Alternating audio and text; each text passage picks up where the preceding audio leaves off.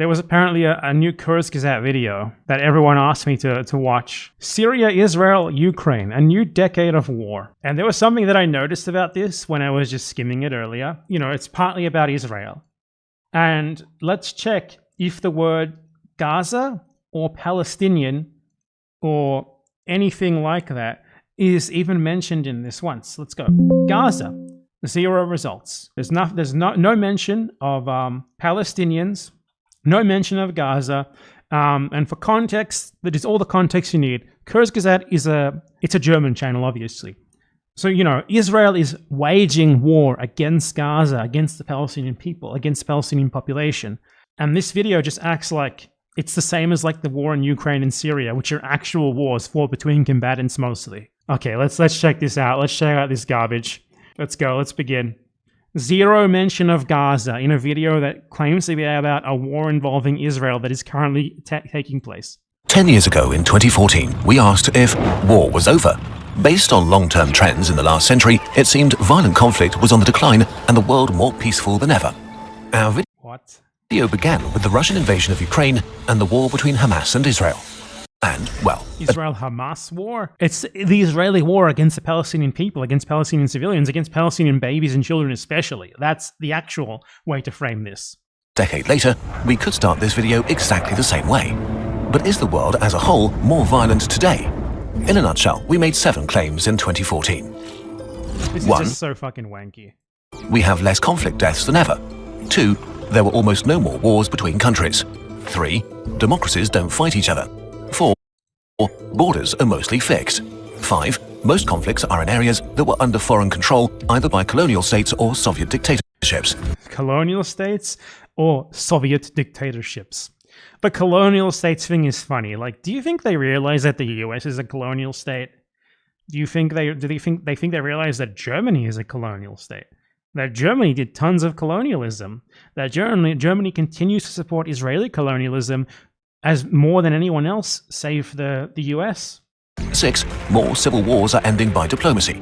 I mean, since when don't civil wars mostly end by diplomacy? Like, they fight until, like, they both, you know, feel that, it's more beneficial for them to, like, get to the negotiating table. It's not really new. 7, we're in the most peaceful period of history. So, let's see how our video has held up. First, let's get an overview of fucking genocide taking place. Conflicts in the last... Do you think they're even going to mention that? Do you think they're even going to blame Israel for, like, any of the deaths in Gaza? That's what I'm most interested in here, and I seriously doubt they're going to. Decade.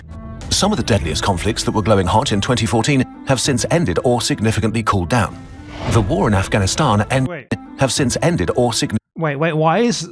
This must just be random because there's red in Brazil. Is he, like, referring to, like, drug wars? Why is it red, though? Like, red would imply, like, a ton of people are dying there as a part of, like, an armed conflict. I don't think that's true. Mexico, sure. Brazil, not so much. Significantly cooled down.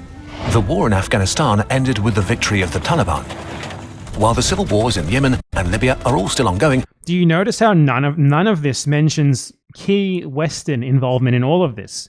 For this channel, like, the war in Afghanistan was just the war in Afghanistan, and they mentioned the Taliban, but not who they were fighting. Isn't that interesting? Isn't that very interesting? No mention of, you know, the whole NATO invasion thing.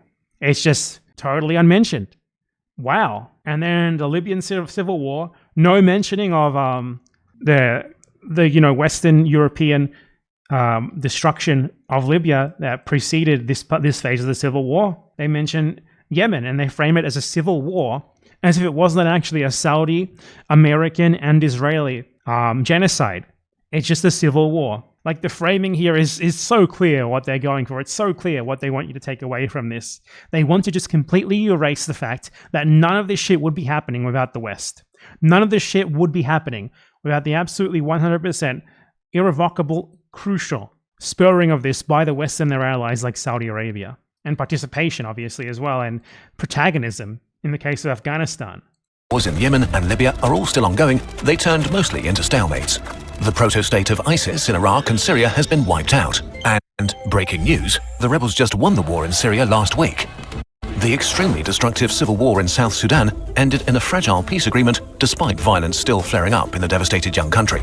Sadly, the last decade saw a bunch of new conflicts erupt, or old unresolved issues turn violent.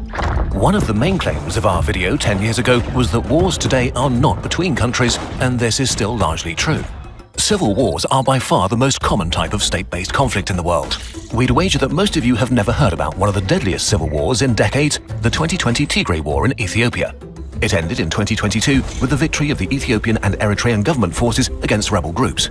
Exact death tolls. It's just so weird the way they talk about this. Like this is like a Reddit like amateur Reddit pattern analysis to try to form some sort of grand theory of history, in which like hundreds of thousands of like deaths, like the Tigray conflict as they call it. It was not really. I mean, it was a fucking massacre by two states, and I guess it's like. If they're not technically a state, that makes it okay, right? But they may exceed 500,000, mostly civilians.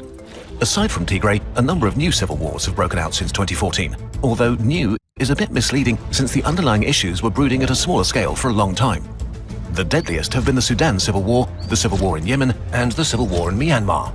Especially Yemen. Like, just calling it a civil war is such a fucking lie.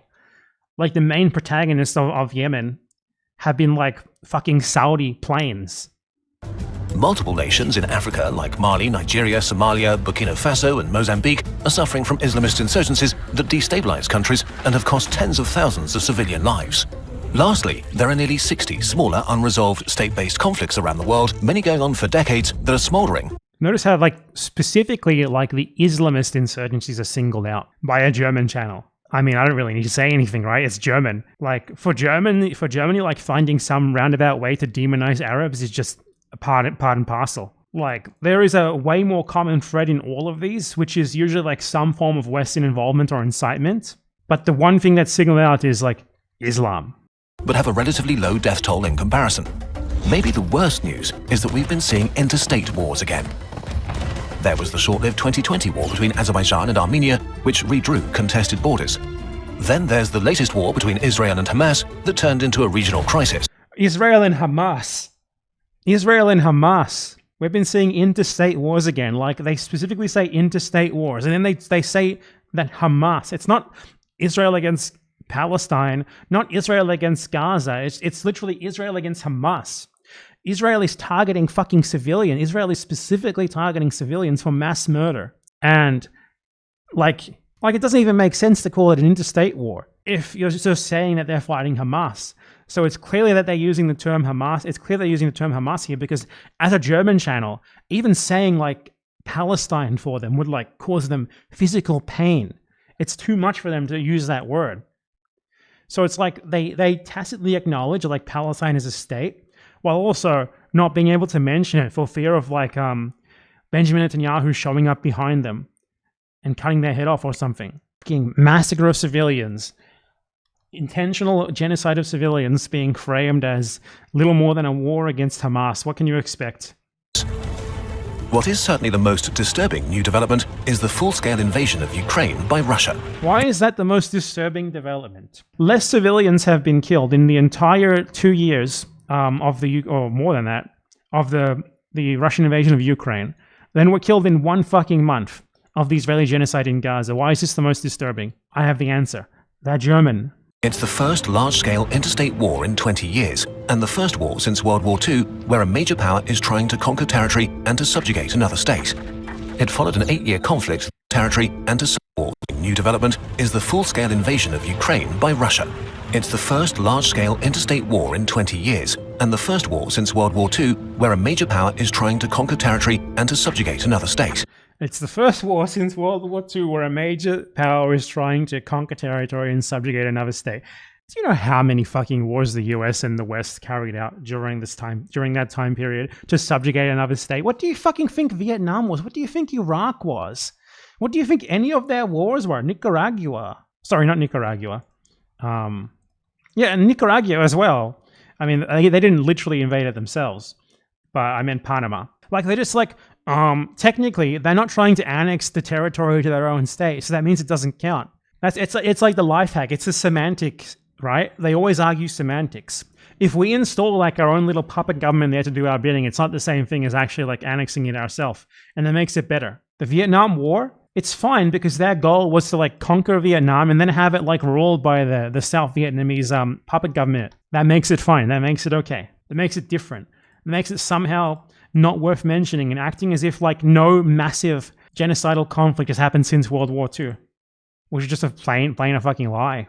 It followed an 8-year conflict that started with the 2014 Russian annexation of Crimea and the war in the Donbass.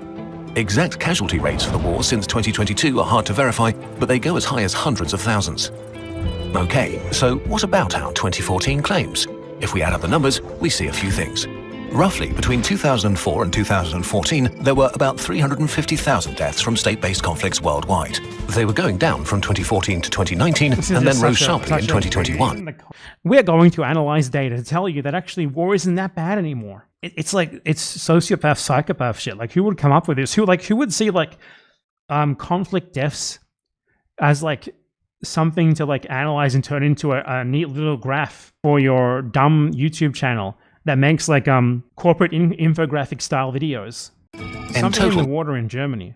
From 2014 to 2024, we saw about 1.2 million deaths. If we include all violent conflicts like the Mexican drug war, the number rises to 1.5 million, 3 times higher than the previous decade. Actually, 2022 had the highest death toll from violent conflict since the Rwandan genocide in 1994.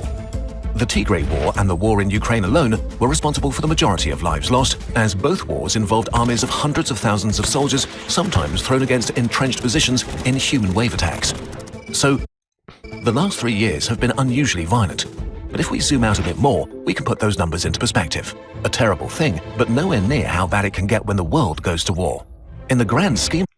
So they're only comparing this to World War II and World War I and nothing else, is that it? So things are better now because there is not technically World War I and World War II. You know that time did not begin in 1914. That's something that's very interesting that I think might throw a wrench. No, I don't particularly care about the actual question of, is this era, is there more or less conflict death now than there was before? But like, you would think that just only comparing things to World War II and World War I is a bit fucking reductive. Because when you actually look at the graph, I'm just like, wherever the graph is real or false, you see that spike in it, and it is more or less in line with every single period, or in line or more or worse than the worst of the rest of this graph outside of World War II and World War I.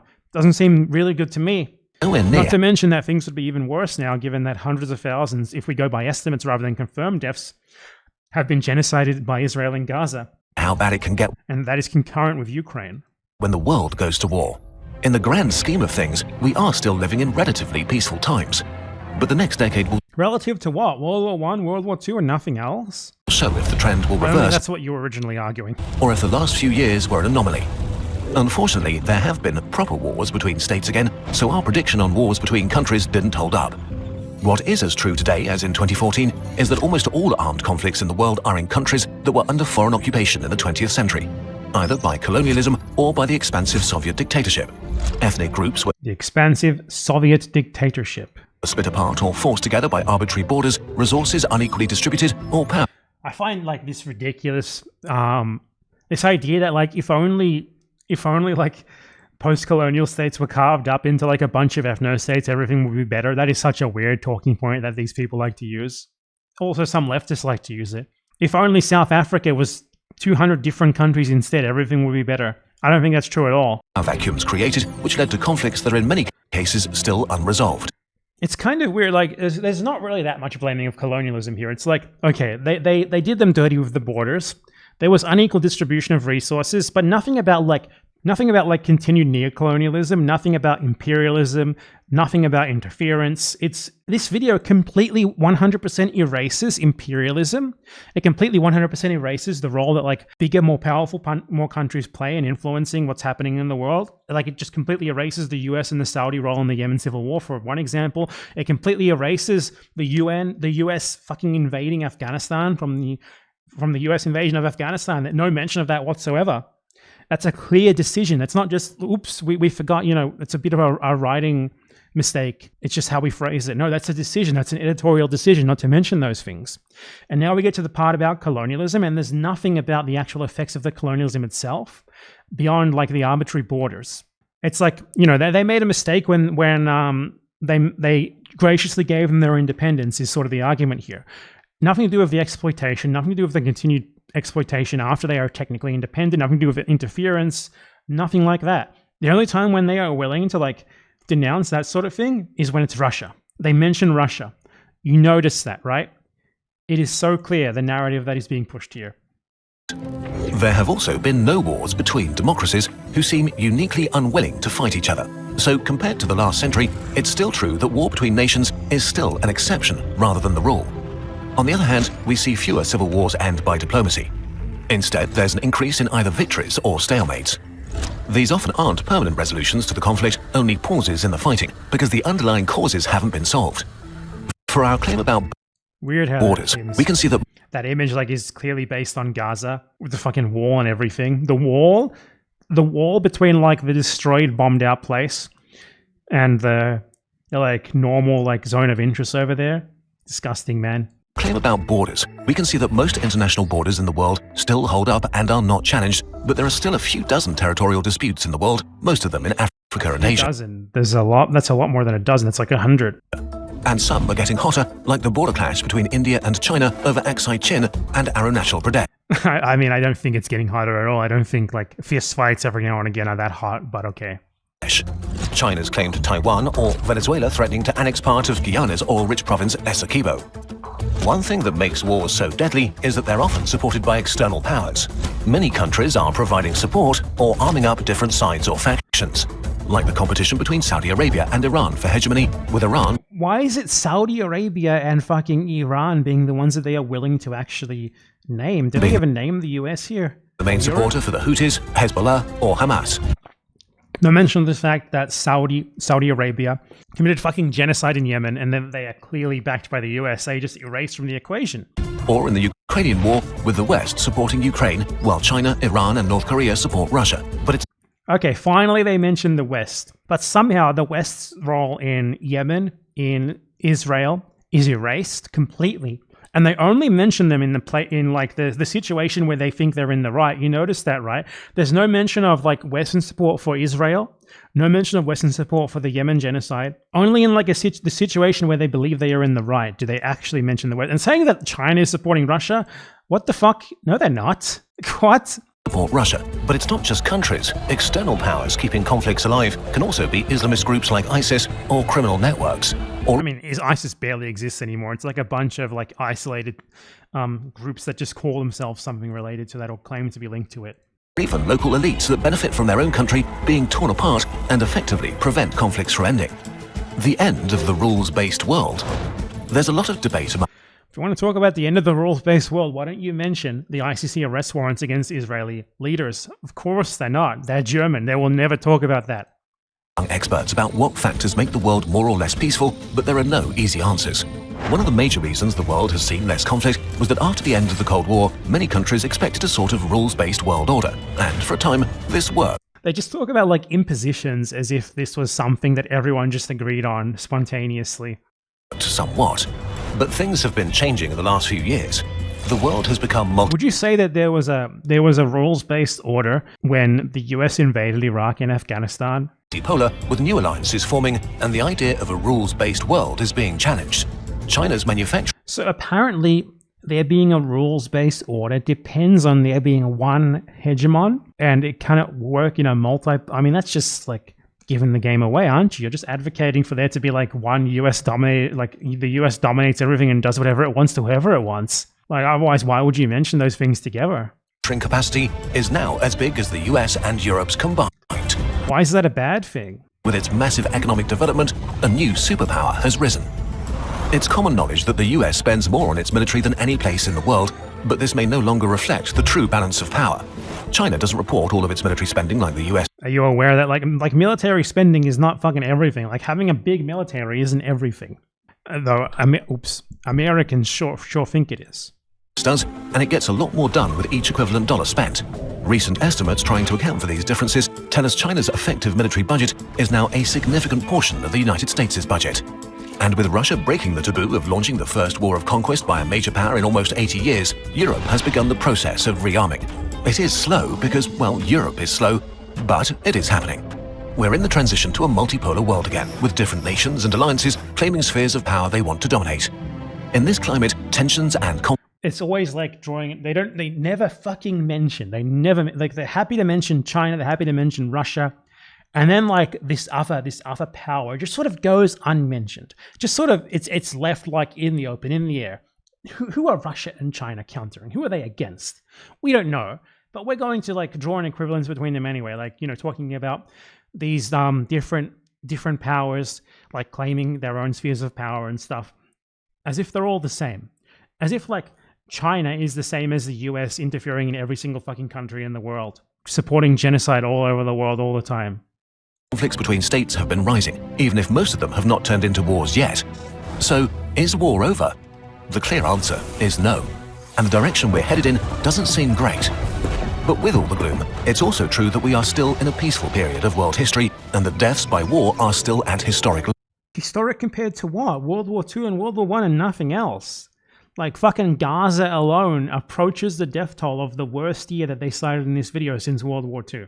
But for them, they can't acknowledge that because they're fucking Kurzgesagt. They're a German state-sponsored channel. Lows. The world is at a crossroads. We'll do another update video in 2034. Let's all hope we'll have better news for you then. I hope your channel does not exist by then. It's just clear what they're doing. It's the complete erasure of Western imperialism.